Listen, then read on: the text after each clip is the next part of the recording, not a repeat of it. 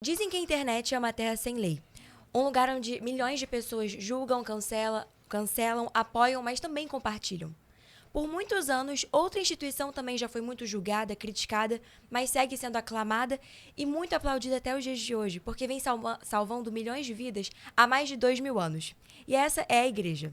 Bem, eu sou a Mari Gomes, faço direito, criadora de conteúdo e apaixonada por entender histórias por trás do que as pessoas veem. Esse é o Legalmente Mário, um podcast onde vamos falar sobre fé, carreira, propósito, direito e tudo aquilo que impacta a nossa vida. Porque antes de existir um estatuto, existe uma missão. E antes de existir uma instituição, existe Jesus. E hoje eu tenho a alegria de receber um convidado que cresceu vendo a igreja nascer e hoje ajuda a conduzir essa missão.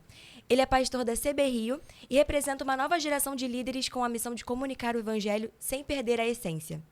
Mas hoje, a nossa conversa vai além do altar. Vamos conhecer e esclarecer os bastidores, os desafios, as decisões e entender como a igreja consegue permanecer fiel ao seu propósito enquanto cresce e continua impactando milhares de vidas ao redor do mundo inteiro. Pastor Juninho, seja muito bem-vindo ao nosso podcast. Mari, obrigado. Prazer enorme estar aqui com você. Estou muito ansioso para a gente conversar sobre igreja. Esse é um assunto que eu amo falar, eu amo a igreja. Então, prazer estar aqui com você hoje. Com certeza. Queria saber, então, antes de começar a apresentar para o público, né, quem não conhece o Senhor, quem é o pastor Juninho, quando está no altar e quando não está no altar também? Sim, então eu sou o Juninho. Sim. Muita gente tenta até mudar meu nome, né? Falar, Juninho, você é grande pra caramba, tem 1,94 m. Você que não tá conseguindo ver minha altura, tem 1,94 m. É verdade. Juninho não combina contigo. Eu falei, mas sempre fui chamado de Juninho, eu gosto de Juninho. Vamos ver. Então eu sou o Juninho, sou marido da Nicole, sou pai de 2 Pedros. Eu sou neto de Pedro, filho de Pedro, eu sou Pedro e pai de 2 Pedros. Pedros, uma geração de Pedros aí. Pedro Teodoro e Pedro Henrique, meus amores, meus príncipes, lindos demais. Amo ser pai, sou economista de formação. Senti o chamado da parte de Deus e mudei tudo para ir para a igreja. Então, sou apaixonado pela igreja, estou me tornando triatleta e acho que é um pouco disso. Então, com certeza. E o senhor cresceu numa família pastoral, certo? Podia contar como é que foi isso? Se isso te influenciou ou se foi natural assim para você? Isso é muito engraçado. Assim, meu avô era pastor, só que eu não vi meu avô sendo pastor. O meu avô oscilou em períodos de ser pastor, em períodos de ser empresário, e aí, enfim. Eu não vi meu avô sendo pastor quando eu conheci meu avô, quando eu nasci, na verdade, né? Ele já era empresário e estava nesse meio, então conheci meu avô assim. O meu pai era empresário também antes de ser pastor, e um fato curioso é que eu, desde pequeno, desde criancinha, quando perguntavam o que eu queria ser quando eu crescesse, geralmente a criança fala que é ser jogador de futebol, bombeiro, policial, Médico, né? médico, sei lá. Sim. E eu falava... Advogado. E eu falava que queria ser pastor. Então, assim, muito inusitado. Caramba, Meu avô não pastoreava, sim. meu pai não era pastor, não fazia nem seminário, nada, e eu falava que queria ser pastor. Lembro até hoje do meu pai perguntando pra mim na frente das pessoas, pra eu poder falar, que todo mundo achava fofinho, sabe? Sim. Então, eu sempre dizia que queria ser pastor, e isso sempre ficou na minha cabeça, né? Por que eu dizia quando era criança que queria ser pastor? Será que já era Deus trabalhando de alguma forma em mim? Com certeza. Então, meu pai depois entrou no seminário, se tornou pastor, e eu cresci nesse ambiente não só cristão, mas esse ambiente de filho de pastor, neto de pastor, mas não tanto que eu vou no pastoreava mais, mas filho de pastor sim. Mas eu fui um filho de pastor muito diferente do que geralmente o filho de pastor é. Porque geralmente filho de pastor, se você é filho de pastor e tá vendo isso aí, você sabe.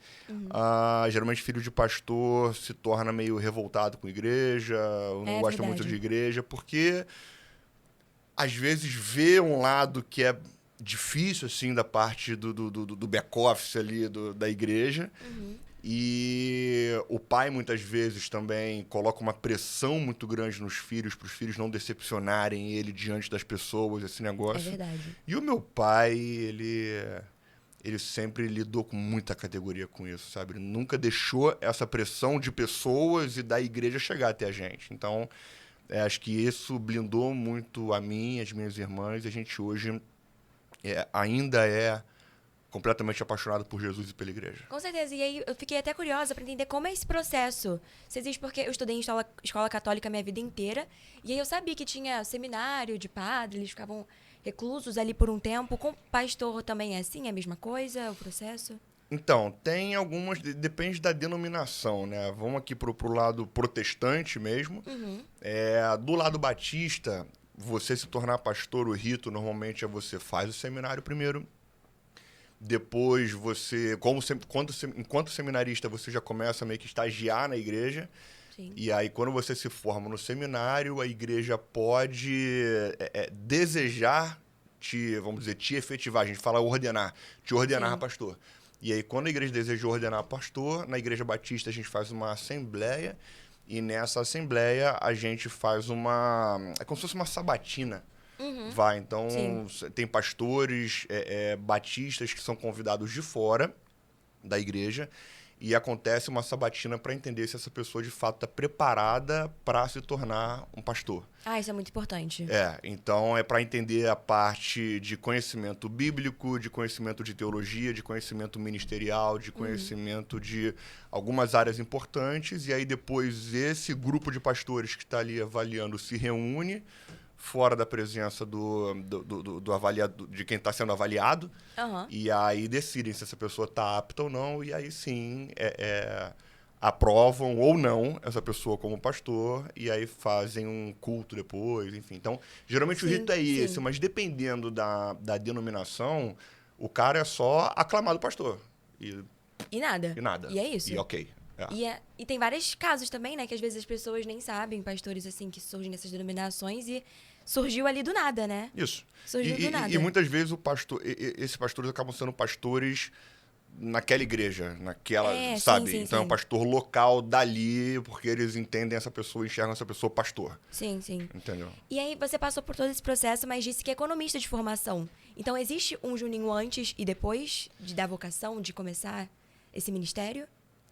Eu sou economista de formação, trabalhei 10 anos mais ou menos no mercado financeiro. Tenho MBA em finanças corporativas, então tive uma carreira legal ali como economista. Eu sempre entendi que em algum momento eu seria chamado por Deus para o ministério. Eu tinha certeza que isso ia acontecer, eu só não sabia quando. Tanto é que desde criança, né? Ficava falando, então assim... Então isso sempre era um conflito para mim de alguma forma também. Sim. Então eu sempre entrava num conflito de será que agora? Será que eu tô não seguindo no ministério porque eu quero ganhar dinheiro no mercado financeiro? Então sempre teve um pouquinho de conflito nisso. Mas depois que eu entendi meu chamado, depois que eu entrei no ministério, depois que eu passei por esse processo todo, eu acredito que eu me tornei mais satisfeito com aquilo que eu entendia que Deus tinha para mim. Eu tinha agora a certeza de que eu estava no centro da vontade de Deus para minha vida. Isso é muito importante, muito lindo. E aí tem uma renúncia específica que o senhor teve que ter ou não? Nossa, mas muita coisa. Então deixa eu contar um pouquinho do meu chamado. Pode falar. Foi muito interessante. Eu trabalhava no mercado financeiro, eu estava com uma carreira bacana, eu trabalhei no Banco Modal e fui do estagiário ao comercial. Depois fui para o Itaú BBA e aí fui bem também lá, estava indo bem. Fui para ser assessor de investimento na XP. Nossa, é uma carreira muito almejada, né? Sim, e estava bem consistente, estava legal, estava indo bem. E aí, em determinado momento, eu estava conversando com a Nicole, eu estava ainda não, eu estava já na XP, como assessor de investimento. E aí, ali eu estava falando para a Nicole, eu falei, Ni, a gente ganha dinheiro, a gente está bem, né? As coisas estão indo bem, mas parece que tudo isso é como se fosse um saco furado, é como se isso não rendesse, como se isso não desse fruto, como se isso não... Enfim, era uma sensação esquisita. Uma coisa meio superficial, vazio, né? Aquele vazio que... E sei lá, parecia que o dinheiro vinha, mas ele ia embora muito fácil. Sim. Não sei. Não tinha um propósito, não tinha né? um senso de prosperidade. Não Sim. sei, sabe? Perfeito, sim. Eu sei que é meio abstrato, mas enfim, era um sentimento com assim. certeza. E aí eu conversei com ela sobre isso. E aí, o bom de ter uma esposa crente do lado é que ela virou e falou, vamos orar sobre isso. É verdade. E aí, Mari, uma coisa que eu acredito muito e que eu, na vivência, não como necessariamente uma teologia bíblica, mas em vivência, eu aprendi muito que uma oração em concordância, principalmente no casal, tem muito poder, tem muita força. Então, toda vez que eu e minha esposa a gente se unir em oração em alguma direção, coisas incríveis aconteceram. Então, ela falou, vamos orar. A gente começou a orar, começou a ler a Bíblia. E aí a gente começou a ler a Bíblia naquele jeito, né? Fecha o olho, abre em qualquer página Sim. assim e lê. Às vezes ficava um negócio nada a ver, né? Aham. Vamos ver o que? Vamos abrir aqui, vamos ver a mensagem que Deus quer falar comigo, né? Exato. E aí foi assim, eu geralmente não gostava tanto de fazer assim, não. Eu sou mais tradicionalzão pra fazer isso. Mas a minha esposa é mais do reteté, ela é mais assim, ela gosta desse negócio, enfim. E aí eu abri num texto de Ageu, e Ageu tem 2 capítulos, uma folhinha da Bíblia só. Então eu digo que se Deus falou em Ageu é porque foi Deus falando Foi mesmo, né? não foi um salmo, um negócio assim, enfim. E aí eu abri ali e o texto que veio falava o seguinte: vocês ganham dinheiro, mas não dá para sobreviver.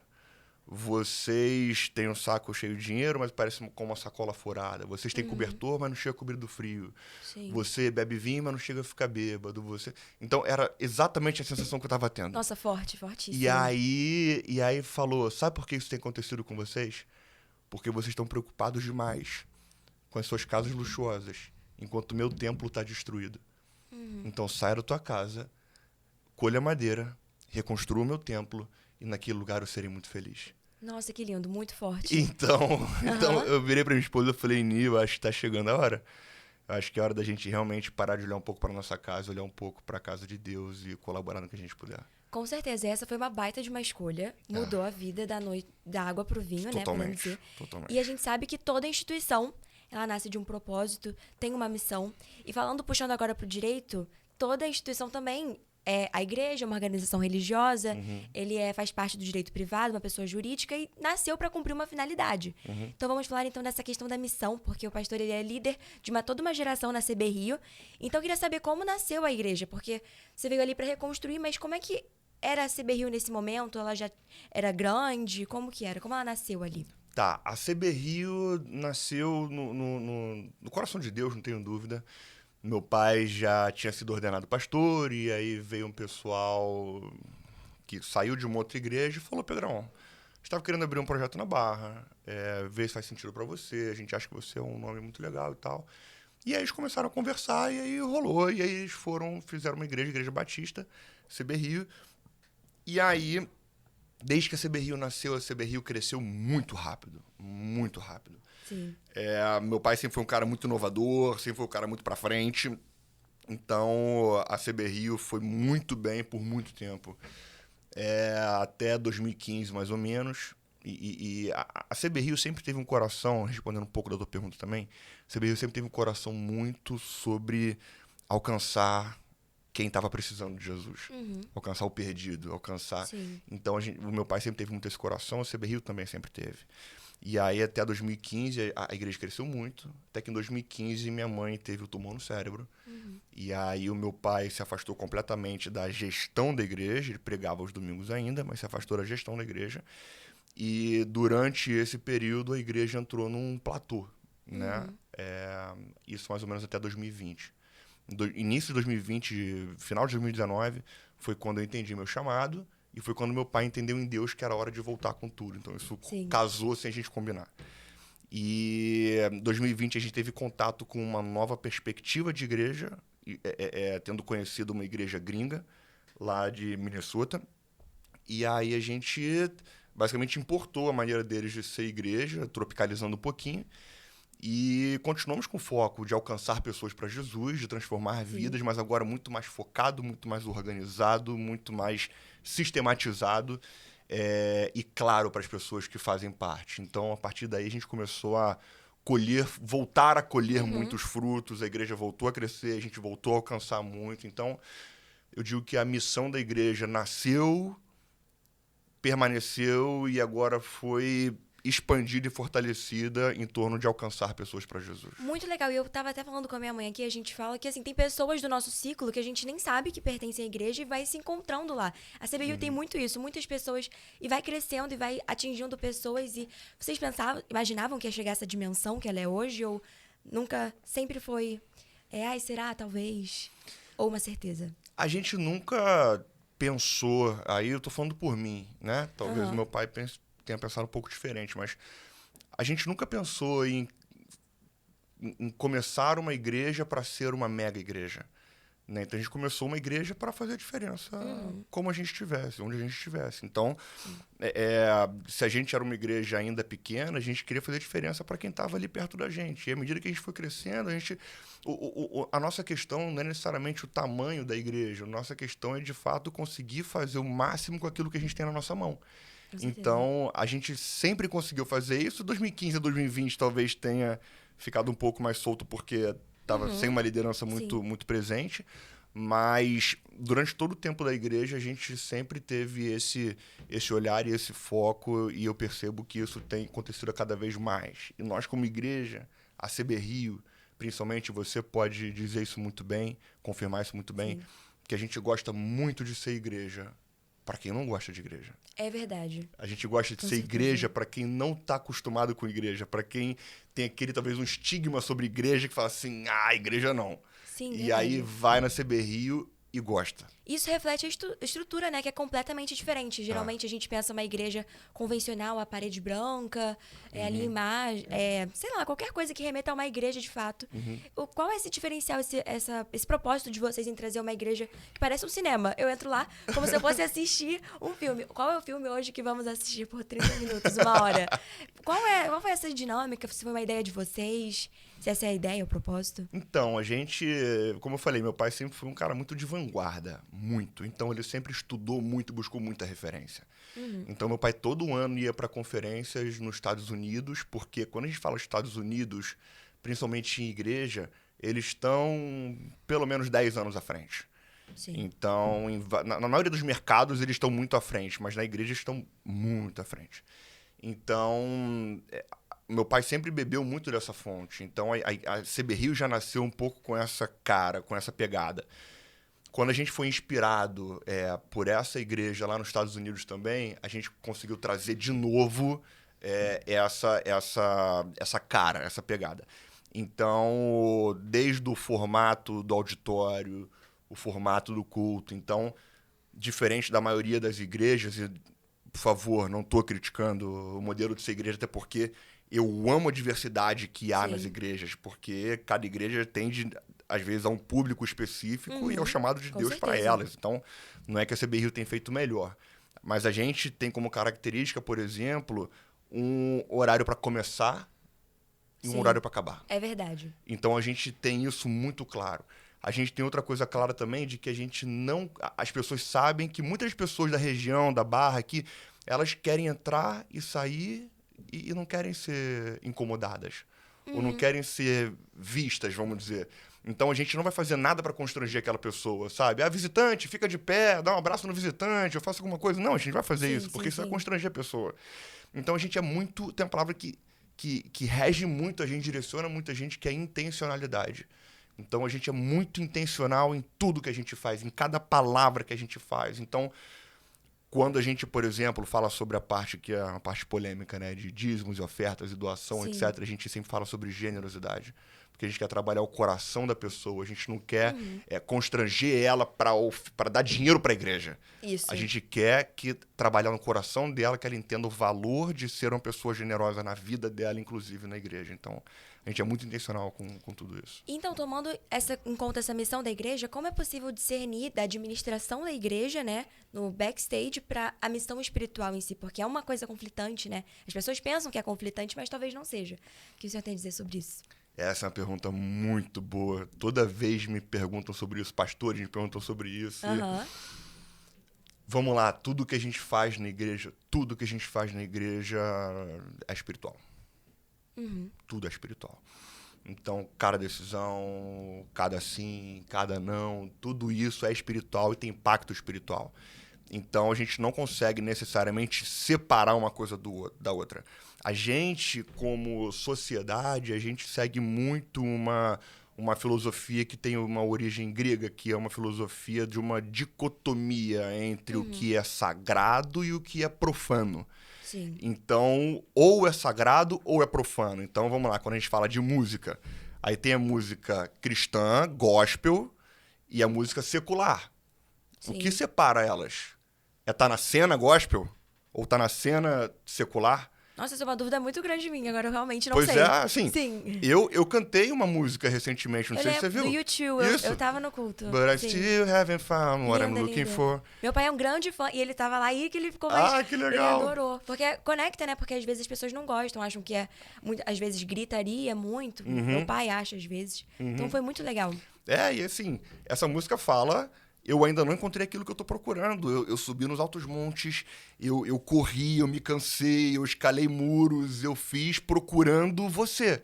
Mas eu ainda não encontrei o que eu tô procurando. Então mostra sobre esse anseio das pessoas por Deus, mesmo sem saber o que elas estão procurando. Então, isso não é música cristã, gospel, ou que agrada, enfim.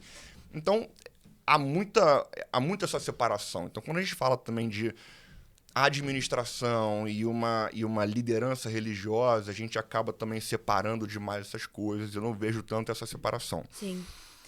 Eu hoje ocupo uma posição que é muito dos dois. Né? É uma posição chamada, que a gente chama de pastor executivo. Eu sou pastor presidente da igreja hoje, então eu que represento a igreja legalmente. Então eu assino tudo. No final do dia a responsabilidade também é toda minha. Sim. Mas eu também sou pastor, eu sou gestor, então eu frequento ambientes como, por exemplo, o G4. Muito legal. É. Já vi várias palestras. Então eu já fiz parte do Gestão Estratégia do G4, que é o principal plano deles. Eu sou membro do G4 Scale, que é um grupo de relacionamento, networking, trocas e aprendizado. E outros livros e cursos que eu faço sobre gestão estratégica, sobre gestão, sobre administração. Então, eu preciso ter conhecimento sobre isso, principalmente porque, Mari, muitas vezes eu tô lá no G4 e as pessoas me perguntam, né? Juninho, pastor no G4? Por que tem um pastor no G4? Por que você está fazendo aqui? Verdade. E a minha fala para eles é a seguinte, cara. Deus está colocando algo sob minha responsabilidade. Então, Deus está colocando pessoas, recurso e uma estrutura sobre minha responsabilidade. Então, como que eu posso, com o mesmo recurso que ele coloca na minha mão, potencializar ainda mais o que a gente faz? É verdade. E o G4 tem uma fala muito sobre ROI, que é o retorno sobre investimento. Então, eu sempre explico para eles que o meu ROI, o ROI da igreja, são vidas transformadas. Então, o retorno do nosso investimento são vidas transformadas. Então, o que eu quero, sim, é aumentar o ROI da igreja. Aumentar o ROI da igreja é com o mesmo recurso, com o mesmo investimento, potencializar o alcance de vidas. E falando nessa gestão, então, do G4, tudo isso tem a ver... Sua formação como economista contribui com essa administração na igreja, com essa posição? Ou é algo completamente distante? Contribui absurdamente. Ontem, por exemplo, eu estava numa reunião com o pessoal de consórcio, porque a gente vai... fazer expansão da igreja para o Recreio. A gente está mirando já o primeiro campus da igreja, lá para o Recreio. E a gente precisa encontrar uma maneira economicamente viável de fazer isso, de forma que a gente não fique estrangulando a igreja para fazer, ou então que a gente não fique protelando demais para fazer. Então, como que a gente consegue se estruturar para viabilizar econômica, financeiramente, essa expansão sem sacrificar nenhuma ponta? Então, pude sentar ontem, por exemplo, com 2 representantes comerciais, gerentes comerciais, sei lá, de consórcio, e eu já falei, cara, eu já trabalhei com consórcio, já vendi consórcio, Então, eu sei como é que é o produto, então eu Sim. quero saber como eles estão trabalhando. É verdade. E aí, mas eu acho que tem muito esse tabu na igreja, que as pessoas acham que não tem que ter essa gestão. E aí, às vezes, por exemplo, as pessoas acham muito na provisão de Deus, vai vir. Vocês lidam muito com isso? Quando é a hora de colocar o pé no chão e falar, não, a gente tem que economizar, segurar? Porque tem muito essa questão, né? Que às vezes pensam que vai vir, mas e o pé no chão? Existe? Mari, a gente lida demais com isso. Inclusive, esse ano foi um ano desafiador nesse sentido. A Bíblia fala que, numa história, que é o seguinte: imagina que você vai construir um prédio e você não calcula direito o que você precisa para construir esse prédio. Se você começar a construir esse prédio e você não conseguir finalizar porque você não se planejou direito, as pessoas vão rir de você e vão zoar você porque você não soube se planejar para fazer. Aham. Então, o que a Bíblia está Verdade. falando é, cara, se planeje para você fazer o que você está disposto a fazer e veja a viabilidade de você, de fato, fazer aquilo. Então, não tem nada a ver você simplesmente você separar essas estações. É uma linha muito tênue, sim, a gente pensar sobre a dependência e a provisão de Deus ou os passos ousados que a gente precisa dar. Mas, ao mesmo tempo, ser responsável financeiramente, economicamente, enfim, como na administração da igreja. Tem uma história, por exemplo, vou trazer 2 paralelos aqui. Uhum. Primeiro é uma história do início da igreja, quando a gente ia pro lugar que a gente está hoje. Sim. A gente estava num lugar pequenininho aqui perto, num auditório pequeno, e a gente teve a oportunidade de alugar um dos espaços ali do Open Mall onde a gente está hoje. A entrada da igreja girava em torno de R$20 mil. O aluguel do espaço era R$18 mil. Nossa, Então, não sobrava, não praticamente. faz sentido. Não. Não faz Sim. sentido. E aí a diretoria se reuniu, eles conversaram, e todo mundo acordou, não faz sentido. Meu pai bateu na mesa e falou, mas a gente vai. Porque eu entendo que é pra gente ir. E Deus Sim. vai prover.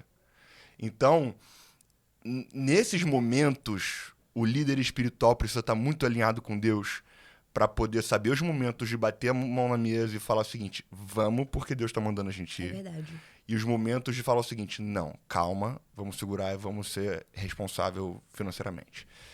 No ano passado, a gente fez a expansão, a gente concluiu a expansão lá do auditório, né? Uhum. E foi hiper, mega desafiador. Isso trouxe pra gente, nesse ano, um descompasso financeiro. Né? Então, a gente sim confiou em Deus, a gente sim deu passos ousados, mas em alguma medida, talvez a gente poderia ter se planejado um pouquinho melhor. Entendeu? Sim. Então, Aham. assim, Deus continua provendo. Com A certeza. igreja continua saudável financeiramente, mas a gente teve, de fato, um descompasso ali. Então, a gente poderia ter se planejado melhor financeiramente para que a gente não passasse por um descompasso de algum tempo que gera um desconforto internamente, entendeu? Com certeza. E agora a gente vai entrar numa série de questões que a gente acabou já puxando naturalmente, né? Que é a questão do CPF e do CNPJ. Porque para que a missão continue acontecendo, como o pastor falou, existe uma estrutura que poucas pessoas conhecem, existe um custo. E no culto da semana passada, inclusive, o pastor Pedrão iniciou falando que começa com que a igreja tem que lidar com contabilidade, com as questões trabalhistas, as leis trabalhistas e também com toda essa questão de declaração de imposto de renda e tudo isso que envolve o nosso direito, porque eles estão os dois lado a lado. Porque, para quem não sabe, mas vai estar sabendo, é uma organização religiosa, é uma pessoa jurídica, assim como qualquer outra empresa, mas tem seus diferenciais. Então, a gente vai começar falando sobre isso, que é o lado que poucas pessoas conhecem. Então, como a gente já falou um pouco sobre, vou puxar só para um lado distante, não tão distante, que seria tão parecido administrar uma grande empresa de uma grande igreja? Em alguma medida é muito parecido, porque a gente lida com, como você falou, com contabilidade.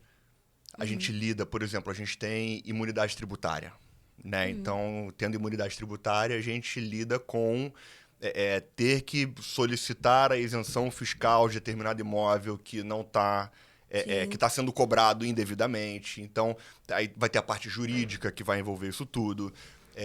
Dependendo da quantidade de CLTs que a gente tem que ter jovem aprendiz. E aí, então, tem toda essa questão, toda essa estrutura, assim como uma empresa normal. Alguns diferenciais que trazem um fator de complexidade é que, primeiro, não existe um capital acionista. Então, eu não posso chamar, vamos dizer, os sócios para poder aportar dinheiro. Sim. Porque quem aporta dinheiro são membros ou frequentadores da igreja que são generosos. Sim. A gente não conta com nenhum recurso externo, é 100% financiado tudo que a gente faz. E você sabe lá que a estrutura é grande. Com certeza. A gente tem em torno de 56 funcionários.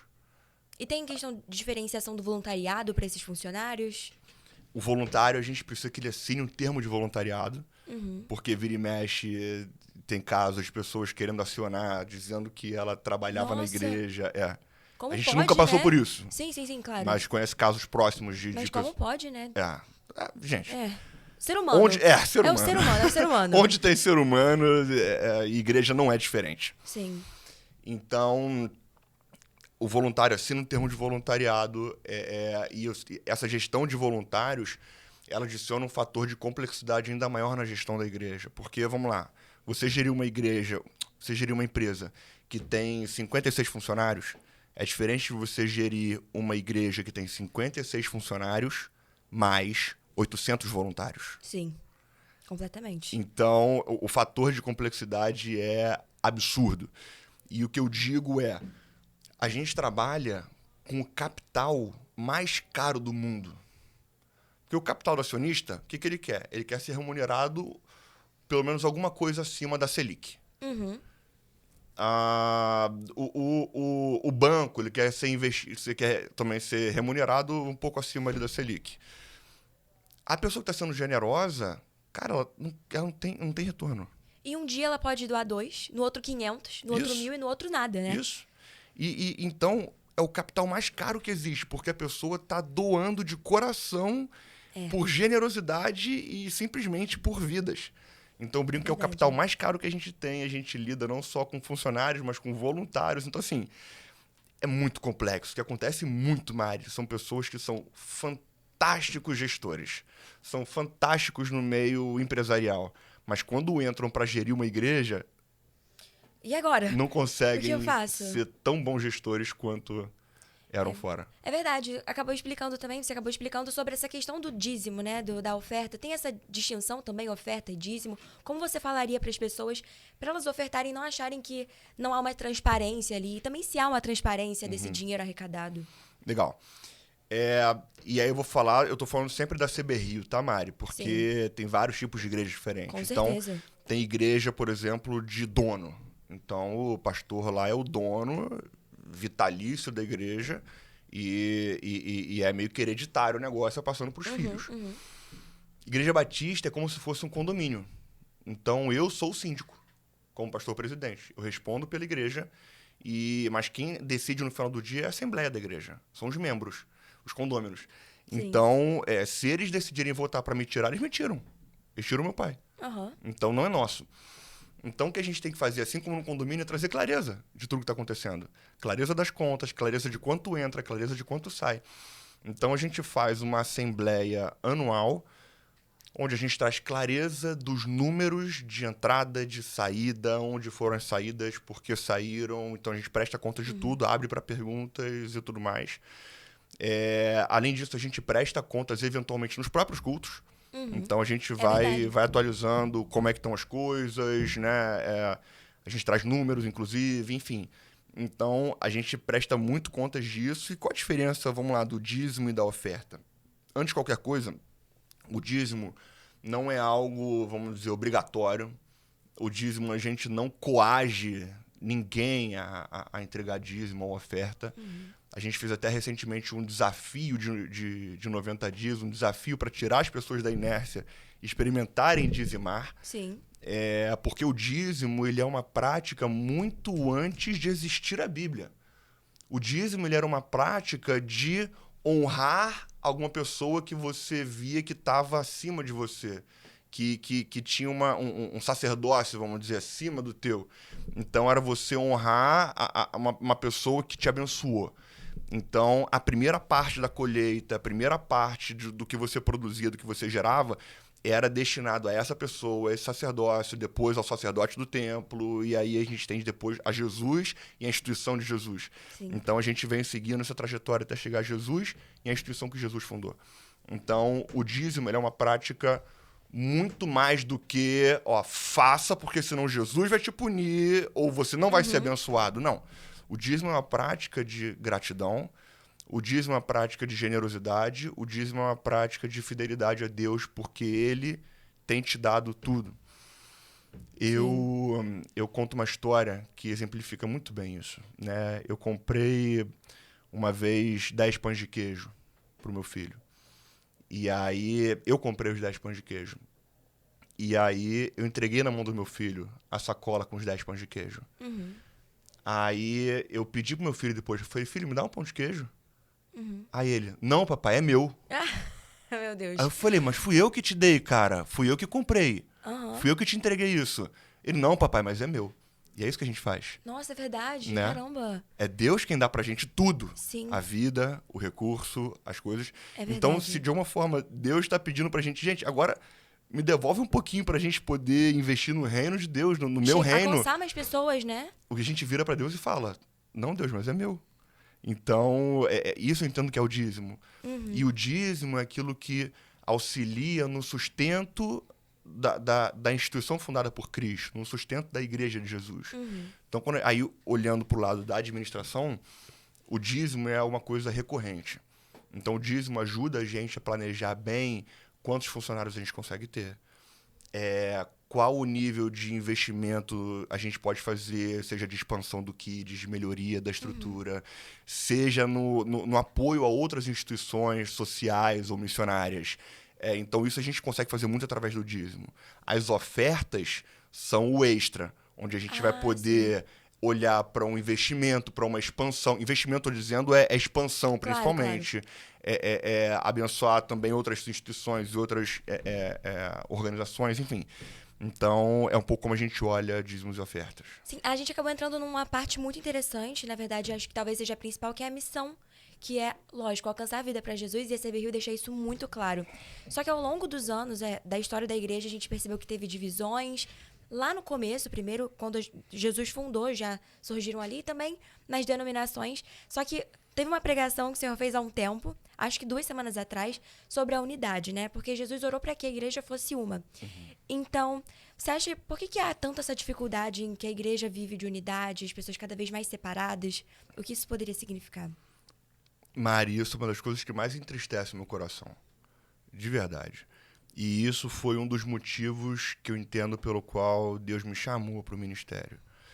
E eu percebo que não é só comigo, porque se é uma coisa do Espírito Santo e ele quer algo que realmente aconteça no reino dele, ele não vai levantar só eu para ser o grande embaixador da união das igrejas e que vai fazer. Não. Se Deus me levantou assim, é porque ele está levantando outros lugares com o mesmo coração. Eu tenho encontrado muita gente da minha geração que está se tornando pastor ou está em vias também de assumir igrejas e etc., que tem exatamente o mesmo coração. Então eu vejo que há um movimento espiritual de um retorno a essa unidade. Mas o que aconteceu muito, Mari, infelizmente, os próprios pastores das igrejas se fechando e olhando para os seus próprios feudos. Então ficaram de fato feudos, ficaram de fato ilhas que não se comunicavam, que não se falavam, que não se apoiavam e muitas vezes brigavam entre si. Sim. Isso tem vários porquês, tem vários motivos, desde vaidade. A própria administração, né? Sim. Conflitos na administração da igreja. Sim, exato. Então, às vezes tinha, sei lá, movimentação de membro de uma igreja para outra, e aí uma não comunicou a outra, e o pastor ficou chateado porque aí a pessoa que vem da outra igreja fala que o pastor tal falou isso dele, e aí ele vai e fica irritado com esse, ao invés de chegar e falar, cara, aconteceu isso mesmo? Poxa, o que está acontecendo? Não aconteceu, eu falei isso. Não, pô, beleza. Sabe? Então, acho que faltou um pouco dessa comunicação fair, dessa troca. Então, eu vejo que elas se isolaram muito, se excluíram muito, teve muita vaidade, muita decepção também de um com o outro, e eles acabaram se fechando. Teve um pastor até recente, o Bispo Francisco, da Sara Nossa Terra. Eu amo ele, meu pai ama ele, e eu tive num café da manhã de pastores, onde ele ministrou para os pastores, foi bom demais. E ele falou uma coisa muito legal. Ele falou, gente, se eu puder representar a minha geração, eu queria pedir perdão a vocês. Porque a gente dividiu a Igreja de Cristo. Então, se eu puder pedir uma coisa para vocês, não aprendam com a gente o que a gente fez. Façam diferente. Então, achei isso muito legal. E seria diferente a história da igreja, você acredita, se ela fosse mais unida, se fosse uma só? Ou é essencial ter essas diferenças, essas distinções? As diferenças são muito importantes. os formatos diferentes, chama de multiforme graça da Igreja de Jesus, ela é muito importante. Isso não pode acabar. Mas o grande problema é, por exemplo, eu como batista olhar para uma igreja que é diferente e falar que eles estão errados. Entendi. O grande problema é quando eu acho que o meu modelo é melhor do que o dos outros. Foi o que eu falei aqui antes. Sim, Falei, sim. gente, não tô falando que o meu modelo é melhor, eu tô falando que a gente decidiu fazer assim. Então, muitas vezes havia essa disputa de vaidade do o jeito que eu tô fazendo é melhor e você precisa aprender comigo. Entendeu? Então, eu vejo que sim, poderia ser diferente. Mas assim, a obra de Jesus e da Igreja de Jesus e do Espírito Santo de Deus, ela é tão forte, que mesmo essas divisões não impediram um avanço fenomenal da Igreja de Jesus. Verdade. Mas agora eu vejo que talvez o próprio Cristo, o Espírito Santo, estejam querendo reunir de novo isso para fortalecer ainda mais e ir para um lugar onde talvez a gente não consegue imaginar. E eu tenho visto algumas coisas, algumas falas, alguns pastores, alguns movimentos que têm incendiado meu coração e que têm mostrado que tem muitas coisas muito grandes por vir aqui no Brasil, Sim. sabe? Através da igreja, da união da Igreja de Cristo. E existe também uma grande questão que na CBRI isso não acontece, mas pelo menos eu nunca vi, que são as pessoas que são extremamente religiosas e não verdadeiros discípulos. Você acha que existe essa distinção mesmo? E como lidar também, né, com essas pessoas que acham você está errado, não é assim que Jesus ensinou e pega a Bíblia e mostra, ou não é assim? Como distinguir, Mari, né? isso existe demais. Assim, e querendo ou não, ainda existe também muito na CB Rio, só que a gente acaba não dando tanta voz, nem tanta importância para essas pessoas. Qual é o ponto? Eu enxergo muito bem uma jornada de evolução e de crescimento das pessoas na igreja. Então, são 4 círculos. Então, o primeiro círculo é a pessoa que é o explorador. Explorador no bom sentido. A pessoa que vai ver a igreja. Vai ver o que é aquilo. Vai conhecer aquela palavra. Você falou para tua amiga que aquilo é legal. E ela vai ver. Então, é explorador. Essa pessoa tem uma barreira. E ela chega lá, ela vê um ambiente legal. Ela vê um ambiente agradável. Ela vê uma música que se conecta com ela. Ela vê uma palavra que faz sentido para a vida dela, então ela ultrapassa essa barreira. Essa barreira é a barreira da graça, a barreira da salvação, e ela ultrapassa essa barreira, ela aceita Jesus e ela se torna uma nova criatura. Então ela ultrapassou essa barreira que é uma cruz e se tornou uma nova criatura. Essa pessoa que é uma nova criatura, ela recebe o Espírito Santo e ela começa ali a dar pequenos passos de crescimento espiritual.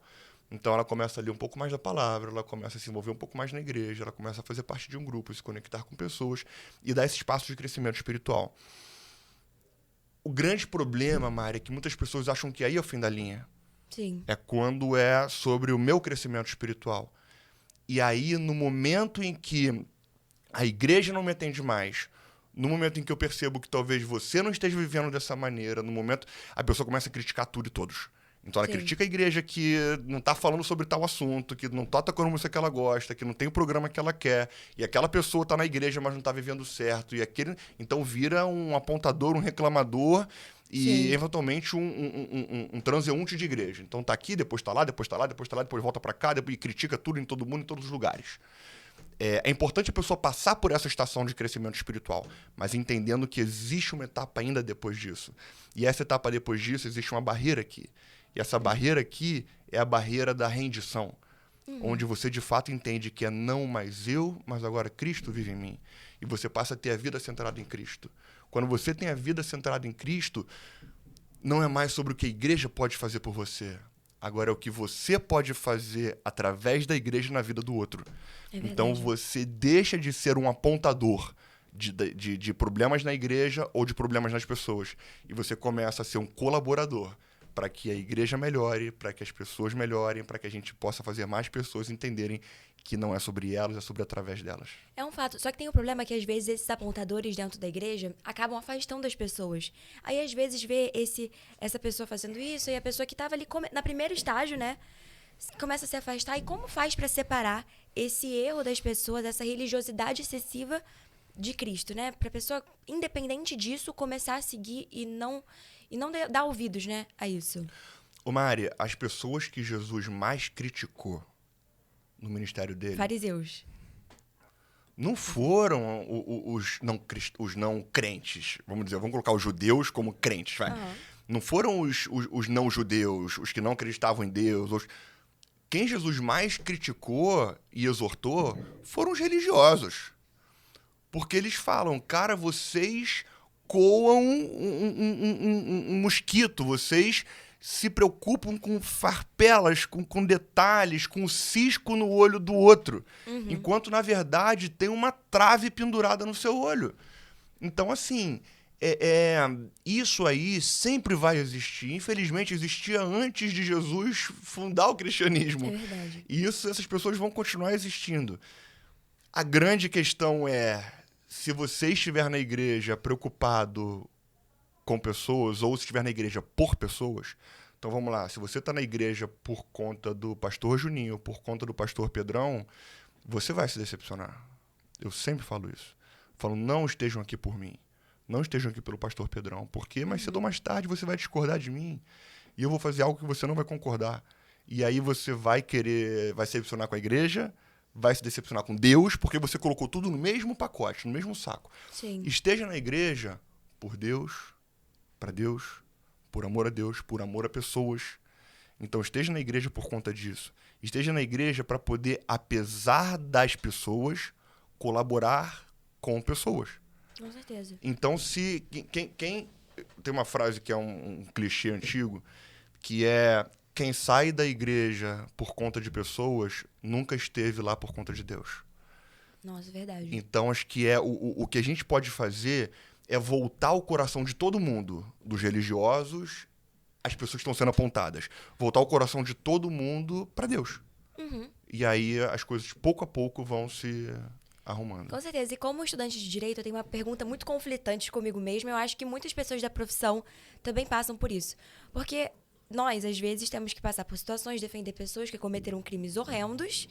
E aí não sabe... Isso já é uma matéria dentro do direito, pra gente fazer a distinção da moral e do nosso dever. Mas de um olhar, uma perspectiva religiosa, como seria isso? Deus não se agradaria de defender uma pessoa que não é inocente, de absolver uma pessoa de um crime horrível? Você acha que tem essa questão religiosa sobre essa questão? Mari, assim, antes de qualquer coisa, eu entendo que no direito você está lutando pelo direito daquela pessoa, né? Então, por mais que a pessoa às vezes tenha cometido um crime, tenha cometido uma falha, ela ainda tem direitos dela. Então você está lutando pelo direito dela ou pela realidade do fato, porque a gente sabe, uma coisa que eu aprendi ao longo da minha vida é que sempre vão ter 3 histórias. Tem a versão de um, a versão do outro e a verdade. Então, provavelmente, um dos lados não está trabalhando 100% a verdade. O outro lado talvez não esteja também, mas para que no meio se encontre a verdade e o direito seja de fato praticado e decidido. Então, eu não tenho tanto conflito em relação a isso, até quando a gente olha, por exemplo, para, vamos lá, um policial. Lá, quem é da igreja lá é o Corbage, que é o comandante-geral do BOP. Então, o Corbage, ele liderou aquela ação na mata, ali na favela, Sim. na comunidade. Que teve um montão de morte, que teve um montão de preso, que teve um montão de... Então, assim, como é que funciona isso, né? Nossa, é muita coisa, né? A pessoa que tem que trabalhar, às vezes, acaba tirando uma vida da outra, mas aí tem aquela questão, só Deus pode tirar a vida. Como que faz? Como que é esse dilema? Então, mas na própria Bíblia a gente percebe, vamos lá, principalmente muito no Antigo Testamento, que tinham guerras. Sim. E Deus estava com o povo durante a guerra. Então, óbvio que lá tinha um contexto também de que enquanto os povos guerreavam aqui embaixo, os deuses guerreavam lá em cima, e o povo que vencia aqui significava que aquele Deus era mais forte. E todo mundo iria se render ao Deus mais forte. Sim. Então, quando a gente olha no Antigo Testamento, a gente tem que olhar sobre essa perspectiva. Mas na própria Bíblia, ela dá indicações no Antigo Testamento, enfim, de que a própria ação, mesmo que ela gere morte, mas quando ela é por justiça, por defesa e tudo mais, ela é justa, ela é lícita, entendeu? Então, eu sei que muitas vezes é um conflito muito grande, principalmente pessoal, emocional, na mente da pessoa e tudo mais, mas, infelizmente, a gente está nesse mundo. Esse não era o projeto de Deus, Mari. Sim. Esse não era o projeto de Deus. O projeto original de Deus, vamos dizer, era a gente viver numa bolha. Era a gente viver num lugar onde só tinha verdade, onde só tinha Amor, alegria, onde só união. tinha amor, onde não tinha vergonha, eles andavam nus. Aham. Então não tinha vergonha, não tinha nada disso. Então, por conta do pecado, por conta da nossa iniquidade, a gente entrou nesse lugar. Entendeu? A gente Sim. saiu desse lugar projetado de Deus e a gente viveu onde a gente está hoje, onde a gente mesmo construiu. Sim. Então a gente está resolvendo parte dos problemas que a gente também gerou. Então, assim, Sim. não dá pra gente colocar isso tudo também na conta de Deus ou entender que Deus também vai contra isso. Enfim, eu entendo que isso é muitas vezes um dilema. Eu ia falar alguma outra coisa, mas eu esqueci. Tudo bem. E aí a gente tem também no direito, lógico, julgamentos, leis, tribunais e, de acordo com a fé cristã, né, a gente vai passar por um julgamento que é o mais importante de todos, e esse é o juízo final. Só que pra mim era um assunto que mexia muito comigo. Eu tinha medo. Eu pensava, ai, monstros no mar, apocalipse. Eu tinha muito medo. Até que eu vi uma pregação sua também, que falava sobre não seja o Zé do Apocalipse. E ficou muito forte em mim. Porque eu tinha muito. Sério, era uma coisa. A pessoa não podia falar de apocalipse pra mim, que eu já desviava o assunto. Como que a gente pode lidar com isso? Como esse julgamento, de fato, revela quem Deus é? E como a gente pode estar preparados pra isso sem ser Zé do Apocalipse, Muito né? bom, Mari, muito bom. Aham. Primeiro eu entendo que o que a Bíblia fala, e eu queria corrigir um pensamento que a gente tem. Geralmente a gente pensa sobre quem vai para o céu, quem vai para o inferno, esse julgamento vai acontecer, tipo, as pessoas que fizeram coisas muito boas, ou foram perfeitas, ou quase perfeitas, são aquelas que vão para o céu. Na verdade, as pessoas que vão para o céu são aquelas pessoas que têm uma fé depositada em Cristo, que Ele é de fato o Senhor e o Salvador, que Ele é de fato o Messias, que Ele de fato fez aquilo tudo para nos salvar. E é essa fé que vai nos salvar. Então, se a gente tem fé nele nesse sentido, se a gente de fato busca uma vida sendo um seguidor de Jesus, tentando ser cada vez mais parecido com quem ele foi, se aperfeiçoando a cada dia, a gente vai chegar lá, a gente vai ser aceito por Deus. O grande lance é que às vezes a gente acaba entrando no lugar de colocar a justiça de Deus como a nossa justiça. E aí, quando a gente coloca a justiça de Deus como a nossa justiça, a gente fica maluco, porque a gente nunca é totalmente justo. A gente Com não é certeza. totalmente justo, nunca vai ser. Então, o que aconteceu foi que a lei do Antigo Testamento, ela provou que nós não somos justos pela nossa natureza. Então, por isso que Jesus compartilhou com a gente a natureza dele, para que a gente fosse justo mediante a graça e a misericórdia de Deus. Então, a aceitação nossa pro céu, pra eternidade, é mediante a graça e a misericórdia de Deus, mediante Jesus. Agora, como a gente está pronto, como a gente pode tá preparado para esse dia, para esse momento. Mari, eu sou muito racional. Minha formação acho que me leva a ser muito Sim. racional. Aí também, estudei no Santo Agostinho a vida inteira, então eu sou muito Sim. racional. Então, se a gente pensa em questão de probabilidade, é muito mais provável eu morrer, agora, morrer daqui a pouco, é muito mais provável eu morrer do que, de fato, Jesus voltar enquanto eu tô vivo. Então, assim, Jesus pode voltar a qualquer momento? Pode. Eu também não posso morrer a qualquer momento? Sim. Posso. Então tem que estar pronto. Com certeza. Então tem que estar pronto, independente do que for acontecer, eu tenho que estar pronto. Então a todo momento pode acontecer qualquer coisa. Essa nossa vida é muito frágil. Ela é muito leve, ela é muito líquida, ela passa. Em um segundo, né? Um segundo. Tudo muda. Um segundo. Com certeza. E eu fiz, numa pregação, eu trouxe um exemplo que eu amo. Peguei uma corda enorme, uma corda grande. E eu enrolei uma fita vermelha na ponta dessa corda. E eu peguei essa pontinha vermelha e falei, gente, sabe o que é essa pontinha vermelha? Essa pontinha vermelha aqui é a nossa vida na Terra. E é durante essa fitinha vermelha aqui que a gente tem as nossas preocupações, os nossos medos, as nossas decisões difíceis, as frustrações, o choro, a angústia. Então, assim, e a gente acha que isso aqui é tudo. Só que se a gente olha na perspectiva da eternidade, olha quanta coisa ainda tem. Olha o que a gente tem para viver. Então, a gente pode desfrutar de uma eternidade onde não tem dor, onde não tem sofrimento, onde não tem choro, onde só há esperança, paz, alegria.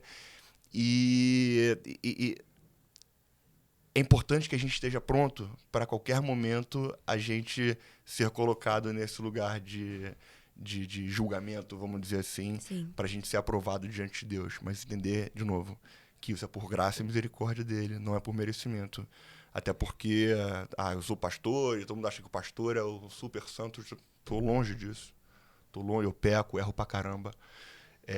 E eu só... E muitas vezes é um conflito, porque mesmo sendo um pecador pra caramba, errando muito, eu tenho que subir pra pregar. Sim. Né? Então, tanto eu subir pra pregar, quanto eu ser aceito por Deus, é tudo sempre mediante graça e misericórdia de Deus, e sempre vai ser. Com certeza. Agora, então, nós vamos para os quadros finais, que é o Ilegalmente Mari, que é uma parte que eu amo, que, assim, são histórias reais, de fato, são casos hipotéticos que acontecem com todo mundo. Eu acho que você já ouviu muito falar sobre esses casos. E vamos julgá-los aqui, mas lógico que não é um julgamento. É só uma opinião e para ajudar também pessoas que estejam passando por isso. O primeiro deles seria: Mari, minha família é de outra religião e não aceita que eu me converta ao cristianismo. Eles podem me impedir? Bem, de uma perspectiva do direito, artigo 5º, fato, liberdade religiosa é inviolável a liberdade de crença, de consciência, sendo assegurado o livre exercício da sua crença. Então, não pode. É protegido pela Constituição, então, se você recorrer, não sei se é menor ou maior de idade, mas é uma coisa que é protegido. Você não pode ser coagido. Mas agora, de uma perspectiva cristã, como a pessoa poderia lidar com isso? A pessoa deveria começar a viver como Cristo viveu antes de qualquer coisa. Então, ser cristão não necessariamente é você estar todo dia numa igreja. É você, de fato, fazer parte do corpo de Cristo, mas você, principalmente, viver como Cristo viveu. Agora, se é um menor, se é alguém que, de fato, ainda está ali com o pai, na casa do pai e tudo mais, e o pai fala o seguinte: não se batiza, eu já recomendei para um adolescente, cara, honra teu pai e tua mãe. Não se batiza. Sim. Espera um pouco. Espera os 18. Espera os 18. Porque até os 18 você está na responsabilidade totalmente da capacidade civil. Ou você vivendo como cristão dentro de casa, eles vão ver Cristo e vão caminhar contigo depois. Então, imagina, calma. Converter os próprios pais também, né? Acaba ligando. Então, não entra no conflito agora. Honra teu pai e tua mãe. Continua caminhando com Jesus e as coisas vão se ajustar. Também tem a questão, a segunda questão de pessoas que são machucadas dentro da igreja, isso acaba afastando elas. A minha opinião pessoal em relação ao direito também é que se essa forma de ser machucada foi algo que é um abuso, que é uma violência, primeiro que, buscando a justiça dos homens, você deve recorrer a um boletim de ocorrência, a uma delegacia, a questão penal. Então, vamos lá. Se for um caso de estupro, até pesado, artigo 213 do Código Penal, recorra, não acha que é porque está dentro da igreja, você tem que recorrer à justiça. E até recentemente viralizou um vídeo de uma pastora falando sobre isso e que gerou um burburinho enorme na internet. Qual seria a sua opinião sobre isso, pastor, e sobre o que dizer para essa pessoa que foi machucada e se afastou de Cristo por conta disso? Como você falou, se ela foi machucada e de fato sofreu algum tipo de abuso ou algo na esfera criminal, o pastor deveria ter acionado a polícia. Então, essa é a responsabilidade do pastor e da igreja. Então, se isso não aconteceu, se ela não se sentiu amparada pela igreja, ela pode tomar as decisões legais que ela pode tomar e ela pode acionar. Agora, se ela foi machucada por uma pessoa específica, ou seja, emocional e tudo mais... eu quero que essa pessoa entenda que a igreja é feita de pessoas. E de pessoas malucas. Isso falamos antes, né? De pessoas malucas, pessoas problemáticas, de pessoas... Então, assim, entenda que isso não é um problema sistêmico da igreja. Ela passou por um problema por conta de uma pessoa. Então, não culpe a igreja por um problema específico. Com certeza. E não desista da igreja. Com certeza. E também, terceiro ponto, às vezes nós sentimos que a justiça dos homens é falha. E é falha. Às vezes uma causa não é ganha e tá tudo bem. Só que aí as pessoas acham, Deus não vai fazer nada com ela, não vou ser vingada. Como lidar com essa distinção da justiça dos homens e divina? Isso é conflitante pra minha própria profissão, né? Não é nem... Então, é uma pergunta só pra você, pastor, porque pra mim, essa é uma grande questão. Mari, eu confio muito na justiça e na soberania de Deus. Muito. Então, só que a frustração que a gente tem às vezes é que a justiça de Deus é muito diferente da nossa justiça. Exemplificando através de um exemplo bíblico mesmo. Um dono de uma plantação, 9 horas da manhã, chamou um trabalhador e falou o seguinte: você topa trabalhar para mim hoje por R$100? Topo. Beleza. Então, contratou, o cara começou a trabalhar. meio-dia, ele chamou outro cara e falou, você topa trabalhar por mim por R$100? Ele, topo. Aí chegou 4 horas da tarde, um outro cara falou, você topa trabalhar pra mim até o final do dia por R$100? O cara falou, topo. É justo isso? Não. Não.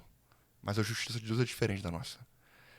É o ladrão da cruz, que nos 47 do segundo tempo, ele se arrepende, ele reconhece Jesus e Jesus fala, cara, hoje mesmo estarás comigo no paraíso.